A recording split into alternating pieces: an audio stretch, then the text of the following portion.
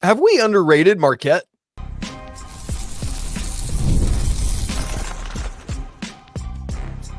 You are Locked On College Basketball, part of the Locked On Podcast Network. Your team every day.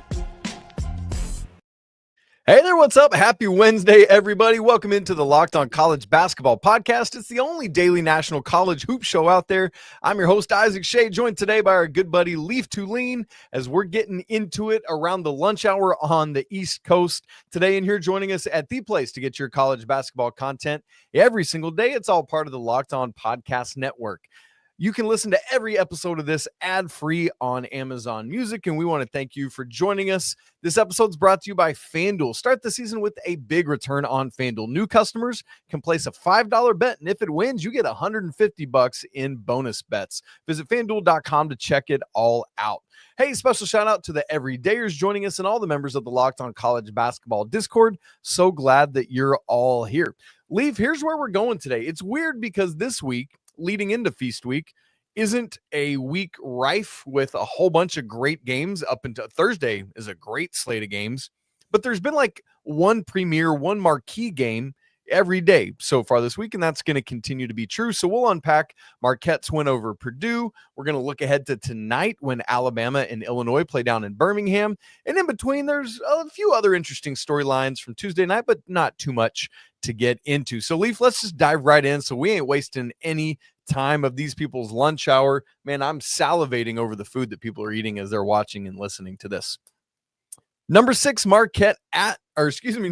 Purdue at number 15 Marquette on Tuesday night. Marquette wins by 18 in this thing, 76-58, getting revenge for last year's Maui championship game, which Purdue won 78-75. Marquette wins this. My question, Leaf, here's where I want to start. Have we underrated Marquette, who won over the weekend at Maryland, true road game 78-74. They follow up by getting this 18-point win at home. And Leaf, if the answer is yes, I would understand it, because a team that loses a Tyler Kolek and an Oso Ighodaro, you naturally expect them to take a step back. In terms of my question, have we underrated them? At Locked On, their progression in our top 25 rankings has been 18, 17, and then they fell back a spot this week to 19, and their progression in the AP poll so far is 18, 15, 15. Are we underrating Shaka Smart's Golden Eagles team, and should he have a vendetta against us for it? Perhaps a tiny bit, but I don't think that their play is sustainable. Last year, with Oso and Kolek, and even the year prior where it was still Kolek, Oso, and Kam Jones, you saw a team that's recipe was speed up opponents, but offensively, even if they didn't speed a team up, that they could run pick and roll. They could run it through different players, have shooters. They had an NBA first-round pick in Olivier Maxence Prosper 2 years ago that made them even more versatile. They lost in the second round to Michigan State that year. They lost last year in the Sweet 16 to NC State. This year's team, Kam Jones might be even better than Kolek was in Big East play and as a national player. We did an exercise a while ago where we talked about pick the All-Americans, and Kam Jones was one of my picks, and I think he's better than I even realized. And at that point, it was like, oh, this might be a bold prediction. Well, I don't think it's a bold prediction anymore. But the reason I bring up Kam Jones and how good he is in terms of relating to how good Marquette is no matter how good he is, they need more production from the likes of Ross. They need more productions from the likes of David Joplin. Ben Gold had a good game, but they played at home against a Purdue team that I think is overrated. Yeah, I think Purdue is not the number 6 team in the country. In fact, I think if we were doing the poll not reactionarily in the sense of they just beat Alabama, but you were to say, okay, what is the most likely team to win the national championship to the least likely team to win the national championship of the top 25, Purdue would not be in the top 10 for me. And so I think Marquette defending home court is impressive, and it's a good job. I didn't expect them to win by 18. I did bet on the first half spread of -3. I thought they'd take the lead early and ride it out, but I wasn't willing to pull the trigger on -6.5. Yeah. But I mean, they did their job. Are they underrated in terms of us having 19? Maybe. They might be better than 18 other teams. But I don't think they're necessarily very good. I think Maryland probably should have won that game having watched it. Yep. Kam Jones was good at the end. Maryland was inexperienced, missed layups, missed free throws. But you know what? I think they're better than we have them, but I don't think by much. Yeah, I think that's a good point because when we talk about if we're underrating them, we have to take the Purdue of it into consideration. That I do think Purdue has shown here the swing and the reactionary stuff that you talk about that happens, beating Alabama and then losing this game kind of convincingly so, and I think the truth of Purdue is probably somewhere in between those two results on a neutral site court. I don't think they're 6. I don't think they're top 10. And so it's interesting with both teams, right? And that's the thing. Early in the season, we are so often reactionary with what we say about these kind of results, especially in the transfer portal era where we're learning a lot about teams. However, even that said, Leaf, here's something to mention about both of these teams. A reminder that these are the only two teams in the power conference structure that did not take a single transfer this year. Isn't that funny that they then square off? Literally, folks, Purdue, Marquette did not take a transfer, and they're the only teams in the Power 5 conferences to do so. But Leaf, let me ask you this about Marquette. Underrated or not, do you think they've shown us enough to kind of throw their hat in the ring for second best in the Big East behind UConn? Because I would not have put them in the preseason. I'll say that. I would have taken Creighton or Xavier ahead of them in the preseason, but I don't think Creighton or Xavier has been very good. And frankly, I don't think UConn's been anything to write home about either. Right. I would still heavily lean towards UConn being the best. But if we're just looking at what I've seen basketball-wise, as opposed to that's what I'm handed on a silver platter, that number one ranking to being top 5 in the AP poll because of what they've done the last 2 years, UConn hasn't been that great. Creighton, I think, is better should they get Fedor Zugic, a guy who is played basketball for 6 years professionally. So I don't know if they will get him, but I don't have that much faith in players not named Ryan Kalkbrenner on Creighton. It's the same thing about Marquette in players not named Kam Jones. I think Marquette's best attribute that Creighton doesn't have is Kalkbrenner is someone who protects the rim. So he still has to have help defensively. Marquette was able to neutralize Braden Smith. They were able to make him have a pedestrian game. Still a solid game, but a very pedestrian game by his standards. And they were able to speed teams up with their ball pressure. And I think that's something that if you were to look at what Alabama did against Purdue, granted it was in Mackey and the environment was totally different. CJ Cox hit 9 straight points in the middle of the game and swung the game totally. And Alabama's got to be like, oh my God, are you kidding me? They couldn't, he couldn't do that against them. He didn't score. That's got to happen. But Marquette always has the underlying, hey, we're going to speed you up and we can create points in transition. So even if Kam Jones is our only source of reliable offense in the half court, they have a chance to score elsewhere. Whereas Creighton, I don't love that about their team because Kalkbrenner has to work so hard on both sides. I think Creighton's better because they have more pieces than Marquette. But Marquette, I think we underrated in the sense of how well Shaka Smart answers the questions. Purdue and Marquette are the two best non-conference teams the last 3 years. And I think you're seeing that sustainability, you're seeing the continuity pay dividends in those 3 seasons where they've hardly changed their roster, and those teams play the same formula, and they play well together. Yeah, we're going to have to keep our eyes on that as the years go now in the transfer portal era, if they're able to continue that and how it allows them to be better than a lot of teams in the non-conference schedule. Leaf, when we get to the next segment, I want to have a conversation about resume, because right now these 2 wins from Marquette are 2 of the best wins that anyone has, and I want to see if we can figure out if they have the best resume and who else might be up there with them. You already mentioned Kam Jones, man. How have we gone 9 minutes in this show and not yet talked about the fact that this homie got a triple-double on Tuesday night, 17 points, 13 boards, and 10 assists. I was very excited and talked about on yesterday's show that I was really excited for the Kam Jones versus Braden Smith of it all. And as you said, Braden Smith was fine. 11 points, 9 assists, 4 rebounds, made 3 threes. But on this day, Kam Jones both won the battle of these two and won the war of actually winning the game. Very impressed, though, with both these young men, right, Leaf?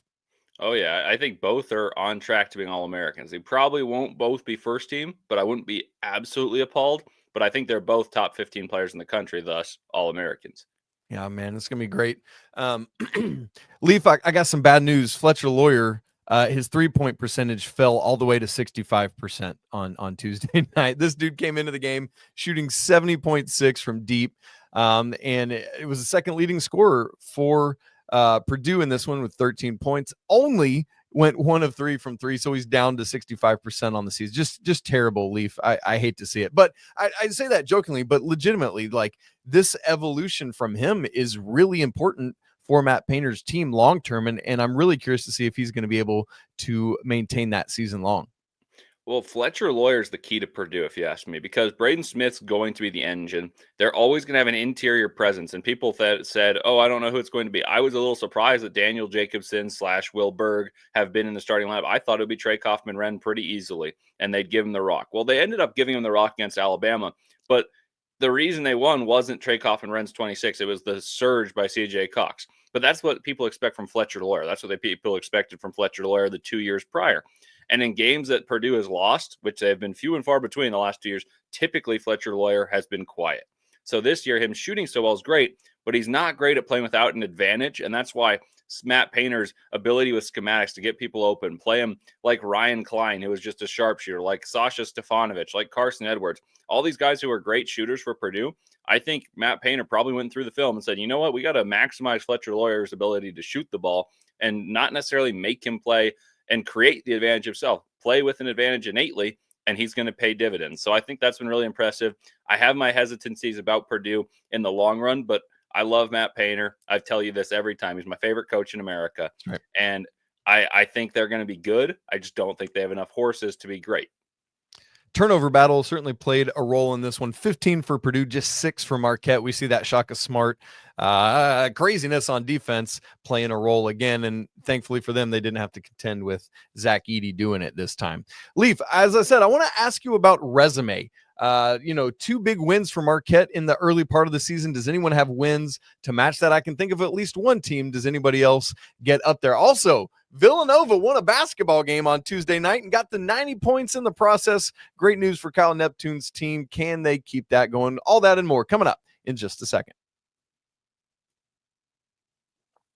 Right after I tell you about Mint Mobile. Look, you guys, I love a great deal as much as the next guy, but look, I'm not going to crawl through like a bed of hot coals just to save a few bucks. It's got to come easy, not a whole bunch of hoops for me to go jumping through. So when Mint Mobile said, hey, look, Isaac, it's easy to get wireless for $15 a month with the purchase of a 3-month plan, I called them on it. And it turns out it really is that easy to get wireless for $15 a month. Honestly, the longest part of the process is when you got to call and stay on hold waiting to break up with your previous provider. To get started, here's all you got to do. Go to mintmobile.com/lockedoncollege. There you'll see that right now, all 3-month plans are only $15 a month, including the unlimited plan. Every plan comes with high-speed data and unlimited talk and text delivered right there on the nation's largest 5G network. Here's the best news for me. You can even use your own phone in any Mint Mobile plan and bring your phone number along with your existing contacts. That's great news because you don't want to have to leave all of that behind. Go find out how easy it is to switch to Mint Mobile and get 3 months of premium wireless service for just $15 a month. To get this new customer offer and your new 3-month premium wireless plan for just $15 a month, go to mintmobile.com/lockedoncollege. It's $45 upfront payment is required, equivalent to $15 a month. New customers on first 3-month plan only. The speeds will get slower above 40 gigs on the unlimited plan. Additional tax restrictions apply. See Mint Mobile for details. Okay, Leaf, Marquette has these 2 wins, the 4-point win at Maryland on Friday, and then this 18-point win at home over Purdue on Tuesday night. And there are not many teams in America right now that can match that level of resume that Marquette has put together, regardless of, I think there might be a win or 2 individually that are bigger, but in terms of like volume of high quality opponents, there aren't many. Who would jump into that conversation right now for you, Leaf, in terms of best resume? I think Auburn has the best resume to me. I know their main win is all that's going to be cited in terms of winning on the road against Houston. I think that's the best win in the country right now. But I also don't think their other wins are nothing to sneeze at. I think you look at what Vermont's been the last few years, they should win, absolutely. But the way they won, winning by 50 against Vermont's impressive. They beat Kent State, who's routinely a very good team in the MAC, handily. They've just thumped people, and then they have the best win in the country. So that's the other team.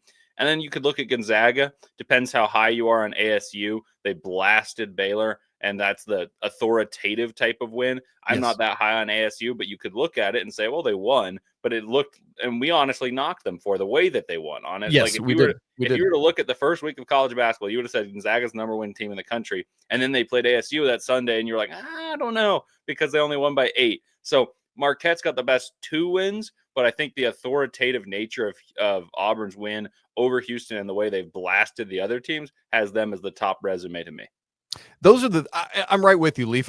Outside of those 3 teams, like, I'm sure people can make some arguments for other, but that right now is the top 3, like, easily for me. And what's really interesting about Auburn, man, is it's about to get very, very difficult. Not that it hasn't already been difficult, but they get Iowa State in their first game at Maui next week. And then either North Carolina or Dayton. Both, like, don't sleep on Dayton. I know they lost Daron Holmes, but man, they're still a solid team. And then maybe UConn in the championship in the 3rd round of that. And then after that, they've got to go to Cameron Indoor Stadium when they get back the next Wednesday. So we're going to continue to find out a lot about this Auburn team, Leaf, and that should be really fun. Folks, if there's anybody else you would put into that conversation, we'd love to know. But right now, for us, best 3 resumes are some combination of Auburn, Gonzaga, and Marquette.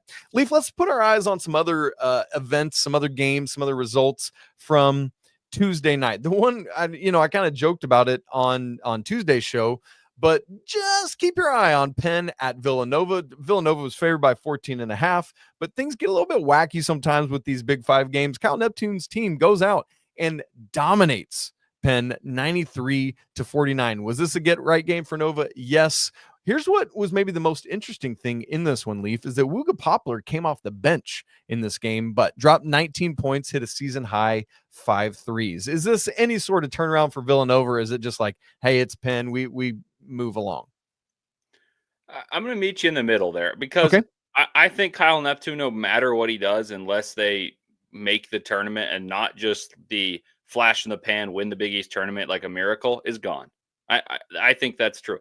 But in the meantime, they just hired their athletic director yesterday. It was a former Villanova tennis captain who was at Oregon.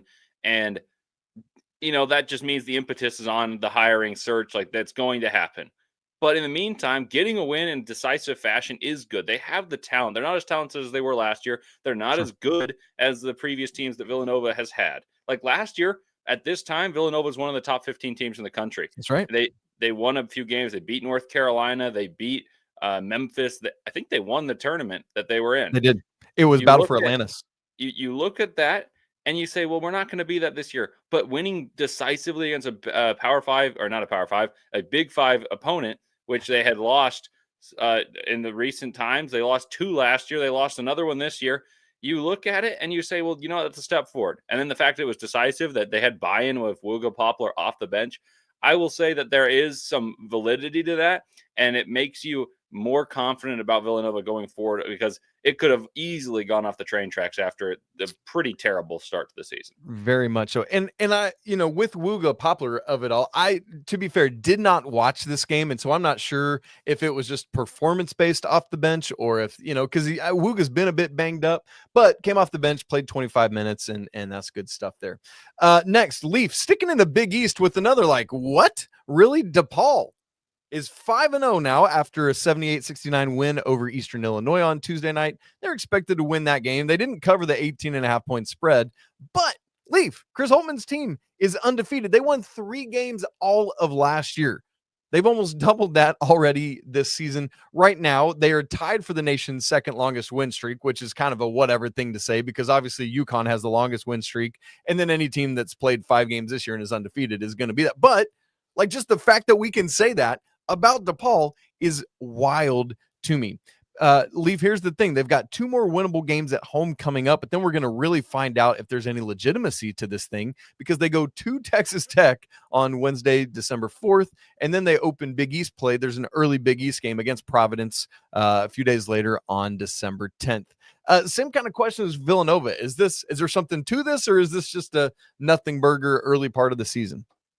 I'm going to lean towards nothing burger early part of the season. However, they were bound to improve, so they've improved. Take it how you want. I think DePaul in a couple years can be good. Holtman was not good at the end of his tenure recently at Ohio State, but he was very good at Butler in taking over for someone who is incredible in Brad Stevens. So you look at what that was, and I believe that he's going to regress, or in this case, progress to the mean, and DePaul will improve. I don't think it matters because in the Big East, they're going to be one of the bottom 3 teams, probably with Villanova, funnily enough. But you're going to look at this and think, okay, well, if the Big East bottom gets better, then maybe more Big East teams make it, because that was the issue last year. They had bottom feeders, and only 3 Big East teams made it. All 3 represented very nicely. National champion, Sweet 16, Sweet 16. St. John's likely to join the mix, perhaps Xavier, and perhaps Providence. So that's a success for the Big East. That's more than half your league right there if you get 6. And so I think it'll be helpful for Georgetown, Villanova, and DePaul to represent nicely at the bottom half of the Big East. Another game we were keeping our eyes on Tuesday was Samford and Buckyball going up to Michigan State. We love the Samford team. Sparty wins 83-75, but look, Leaf, Samford won the second half of this game, 47-45. They had the lead down to as few as 5 with about 6 to go. And so I think there's some Michigan State to that, but I think there's also some Samford to that, even after losing a bunch of last year's big-time players like Achor, who's now at Kansas State. And so I think this is less about Michigan State not covering and not being impressive, and more about like Samford and Coach Bucky McMillan kind of continue to roll. Now, of note, Leaf, is that freshman Jace Richardson did leave this game with an ankle injury, so we're going to have to keep our eyes on that. Jaden Akins leads the way for Tom 25. Leaf, any thoughts or response to this game? This was a game I felt confident being closer than anticipated. The spread was 17.5. I felt pretty good about Samford in this one because of their style of play. For those of you unfamiliar with Buckyball, it is strength in numbers. They're going to play a lot of players, a lot of minutes. They're going to press the entire game, try to play extremely quickly. Michigan State, I didn't think would really struggle with breaking the press. It's just they don't shoot well, and they're not unbelievable on the interior, which are the 2 deficiencies for Samford. They're very small. And so they didn't have anyone to really stifle Hunter Dickinson, or in this case, it would have been Jackson Kohler. However, Jackson Kohler only had 4 points. So they did a good job in that regard. But I think the real takeaway is Michigan State just doesn't have the horses. I thought this while they played Kansas. I thought they mucked up the game. They played gritty basketball. But frankly, Kansas shot 5 of 17 was the bigger issue than Michigan State. It was poor basketball from Kansas, and it was while people redefined roles. I have the utmost faith that Tom Izzo will guide them and poke and prod the right buttons in order to make them adequate. But Jaden Akins disappeared against Kansas. He had 25 in this one. They still only won by 8. You look at Frankie Fiddler, who is their big transfer. I don't think he's very good. Like, I'm not trying to dig on him, but like, he led the way against Kansas, and I thought he shot bad shots for the most of the game, and it wasn't very good. Their big men are not great. Jackson Kohler and Zapala aren't good defensively, which is a big thing because typically Izzo can be inept offensively with a big, but defensively they're great. Matty Sissoko, say what you want about him, was not good offensively, but man, was he active defensively. So these guys aren't. Xavier Booker has been disappointing because he's not shooting well. He did go 1 of 1 from 3, so that moves him up to 2 of 14 on the year, I believe.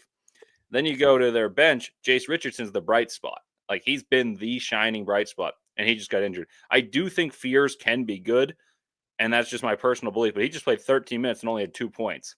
So maybe he really struggled. And then you look at it, he had 3 turnovers in 13 minutes. And I understand Buckyball is going to put force pressure. But where are they going to score when they play a significantly better scouting system? And I'm not saying that as a shot at any team they've played, but when you play in the Big Ten, there's I was going to say once they get in the conference, but yes, exactly. I just don't think they're very good. Yeah, man, that's tough. Other games on Tuesday night, all the other ranked teams won. Kansas, UConn, Kentucky, Cincinnati, true road game at NKU. That's big time. And Florida won as well.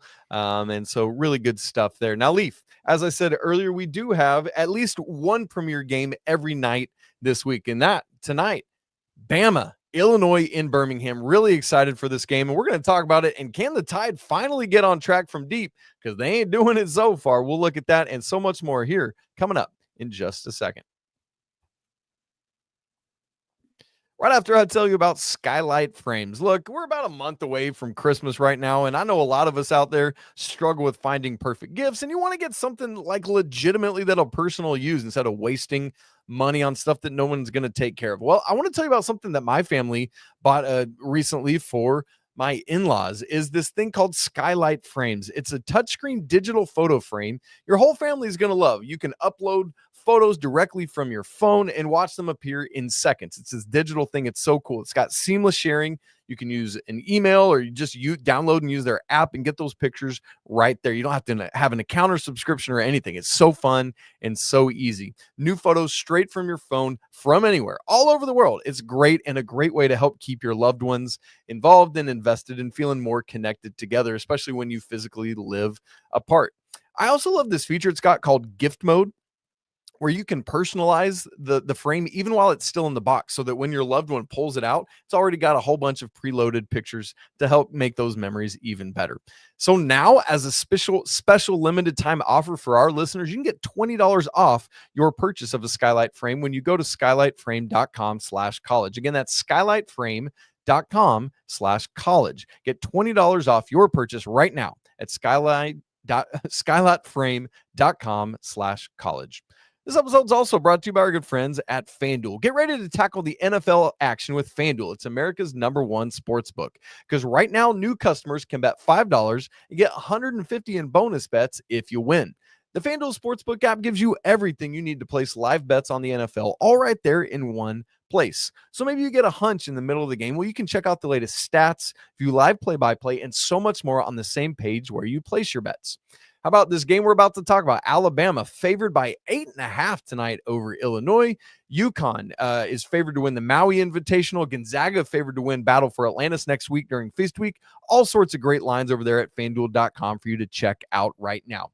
So go join the party today. Check it out. Never waste a hunch and go make every moment more with FanDuel, an official sportsbook partner of the NFL. Okay, Leaf, here's the big one for tonight. The CM Newton Classic, number 25, Illinois against number 8, Alabama, 9 p.m. Eastern on SEC Network. This game's in Birmingham. Return game next year up in Chicago at the United Center. As I said, Leaf, just a second ago, FanDuel has this one by 8.5. That feels pretty steep to me for this game. I know, Alabama just lost at Purdue. And people are like confused on where to put Alabama right now because there was all this preseason love, but are they good? They're not shooting well. Oh, what do you make of this line? I don't think I'd bet it, but I think Alabama is better and probably the smarter side to bet if you had to make one. About the shooting, I've got some numbers for you. Bring it. So Alabama shoots 30%. Nothing revelatory about that. That's just reading off the sheet. But I challenge you to name who is their best shooter right now. Their best 2 shooters from 3. From 3? From 3. This tells me that it's somebody off the beaten path. Indeed. Grant Nelson. Nope. He's at 30%, so right on status quo. It's Musa Diabate. Of course it is. And then Aiden Holloway. That's my guess for number 2. And then you've got Darion Reed, Aiden Holloway shooting 31%. So all your usual suspects are right in the 30%. Mark Sears, 35. Wrightsell, who's supposed to be a great shooter, 36, which isn't bad. No. 30% for Nelson. LeBaron Philon, 36. Cliff, 0. Darion Reed, who is a big, and he's got a decent shooting stroke as demonstrated by 43%, but you don't necessarily want him shooting that many of them. So you have your guys shooting the least, shooting the best. So all those guys who are shooting a ton of them are not making any of them. And now the question I pose to you secondly is, how many of the guys that are missing threes right now because Nate Oats wants to shoot threes are actually good shooters? Well, Jaren Stevenson hasn't made one yet. I do know that. He's like 0 of 13 from 3 so far this season. He is exactly 0 of 13. I mean, obviously you want Wrightsell taking him. You want Mark Sears taking him. Grant Nelson is kind of a streaky shooter. I've never been a big fan of his shot, and he's up and down. Regardless of what I answer your question with, it's a great question, and I think that what the overarching question is: should your offensive philosophies trump ineptitude of personnel? And that's exactly where I want to take it. Is Alabama shooting this way this year a result of because, hey, we can lose a lot of games because our defense is bad last year, so all we have to do is shore up our defense, and all of a sudden we're going to score pretty much the same rate, even with different personnel who are inferior shooters? And the second question is everything's fixed and solved once Chris Youngblood comes back because he's an excellent shooter? I wondered about that. That's going to be a TBD, to be determined. But my biggest thing is, can Alabama figure it out with just a remedy of one player inserted who was not on the team last year, who will mess up rotations for better or worse? It changes rotations.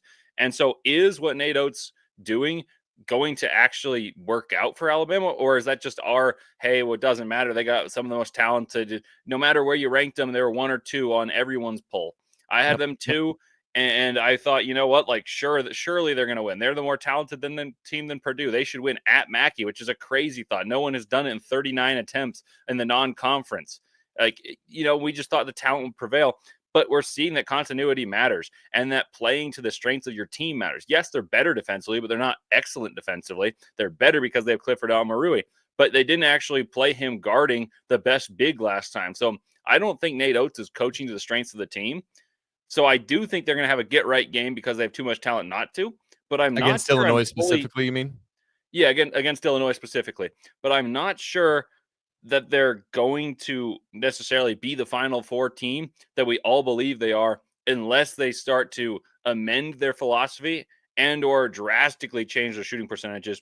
And sometimes the numbers are what you say you are. Like Bill Parcells said that. Like the record is what the record says you are. Right. Well, the numbers would dictate pretty early that Jaren Stevenson's not a great shooter. I like Jaren Stevenson. I think he's the best prospect on this team. I do too. LeBaron Philon might have a case. I'm just going to say that as a little quick pause. But I'm not sure Grant Nelson. In fact, I'll say Grant Nelson's not a good shooter. No. He's a good free throw shooter. He's not a good three-point shooter.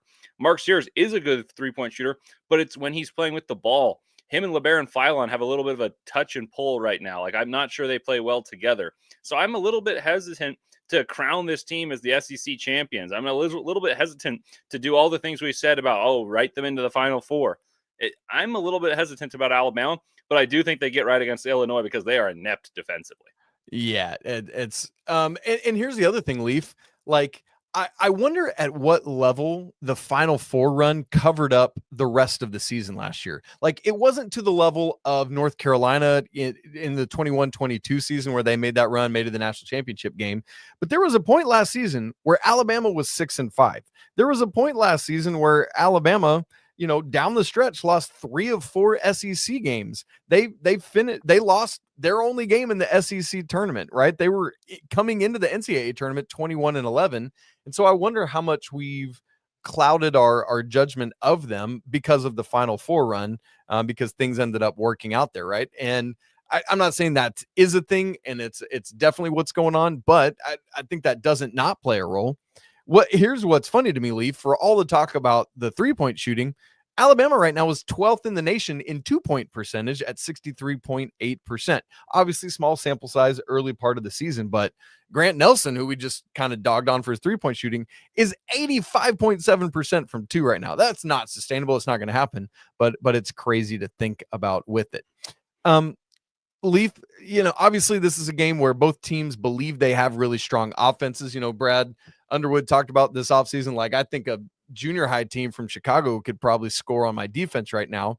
But these are both teams that want to get out and go. Right now, adjusted tempo at Ken Palm, Bama is 19th, Illinois 47. And so really hoping for a good up and down game this evening. What if any other storylines stick out to you in this game specifically? I think it'll be the first taste of good competition for Will Riley and Kasparas Jekachonis, who are both NBA draft level freshmen. They're really good, and Alabama certainly got the athletes. And the other thing about Alabama to clarify is they're getting really good shots. They're just not making them, which is almost more concerning to me in the sense that they're actually taking good shots. I'm just not sure they're taking good shots with good shooters. So I'll be curious to see if threes eventually fall for Alabama. That'll be the biggest thing I'm watching for. But 2, how does Kasparas Jekachonis deal with the SEC length and size and NBA size on the floor for Alabama? And how does Will Riley, who's 17-year-old from Canada, respond to playing against the bigs and strong guys and just tremendous size of Alabama? He's shooting 70% from 3, Will Riley. Yep. So speaking about a shooter, I don't think that's going to sustain. But I'm curious to see how they score and how competitive they are defensively. Like, is this going to be a 100-point game for Alabama and all is right in the world of the Crimson Tide? Or is there a real underlying issue that they can't shoot? Yeah.